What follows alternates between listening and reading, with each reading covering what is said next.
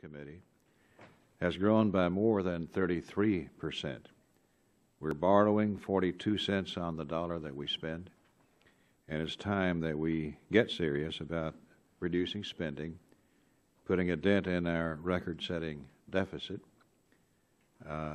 It's difficult to believe that the administration shares my goal to cut spending when the 012 State Foreign Operations request of $59.5 billion is an increase of more than 22% above the 010 bill.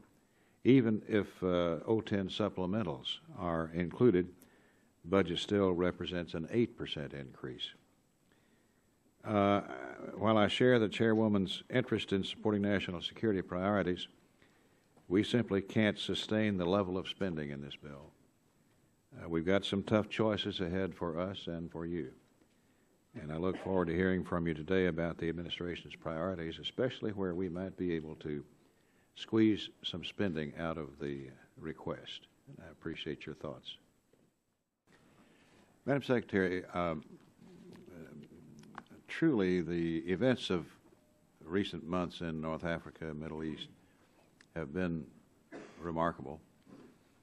All of these events seems to have one common theme in that it's a popular uprising. It's not a coup d'etat.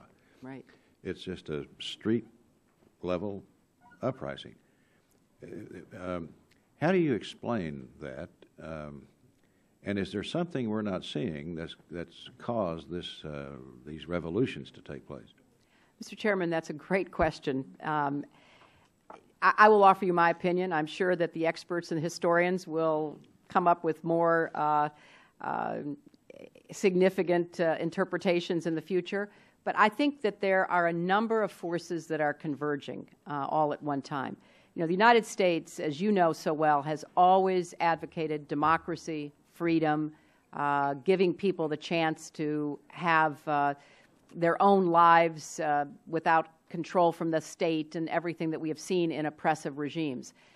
But until the technology revolution, that information was very hard to have widely spread as a way to help people organize so that they could speak up for themselves.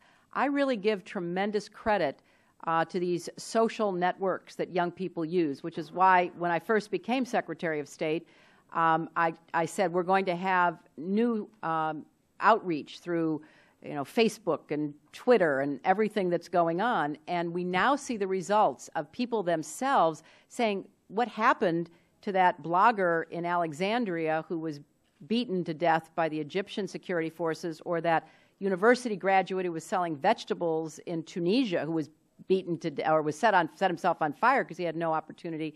People now know about that. They can communicate about it, and they can organize over it. So I think what we've seen is really, as you say, populist, coming from the bottom up. That's the good news. The uncertain news is what happens next. Yeah. We've seen governments peacefully toppled in Tunisia and Egypt. We see a very serious conflict going on in Libya, and we see governments from Yemen, Bahrain, Oman, everywhere else looking at how they're going to deal with these challenges. And we watch as China does everything it can to cut off the Internet, because they've reached the same conclusion, that this is a tool that never existed in human history before. So part of our Internet freedom agenda is to do everything we can to keep those lines of communication open so that people themselves can stand up and speak out for their own rights. Well, it seems from afar that these revolutionaries are really leaderless now. That's right. And that's, I guess, a good thing at the outset. But as you say, what do you do now that you've toppled the government? How do you put in place a democratic or any sort of government that has fairness involved? You know, Mr. Chairman, I think this is a subject that we're going to have a lot of conversation about, and I hope maybe we can do it sometime outside the formality of a hearing room and just change ideas and bring in some experts and others who have experience. But we don't have a leisurely of time. We don't. And here's what we're doing. We are reaching out to everybody we possibly can. we did evacuate non-essential personnel and families from Cairo, but we left a solid team with a very experienced ambassador. We're bringing people back in. We are talking to everybody who's ever been identified as a potential leader. We are talking on a regular basis. Both I am reaching out to the new Prime Minister, the new Foreign Minister in Egypt. Bob Gates and Mike Mullen reach out to Field Marshal Tantawi. We are constantly communicating. And it's been, I think it's been challenging for everyone, starting with them, because who do you negotiate with?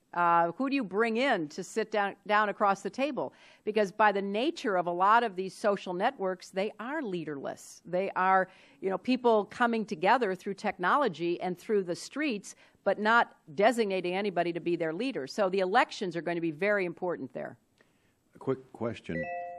Aid to Egypt, military and otherwise. What can you say about that now? Well, I think we have to continue and look for new ways to assist Egypt. They had a serious drop in their gross domestic product. Their tourism industry was very badly hit. In fact, it stopped. So their economic condition is quite challenging. They have not yet opened up their stock market because they're worried that wealthy Egyptians will take money out of the country.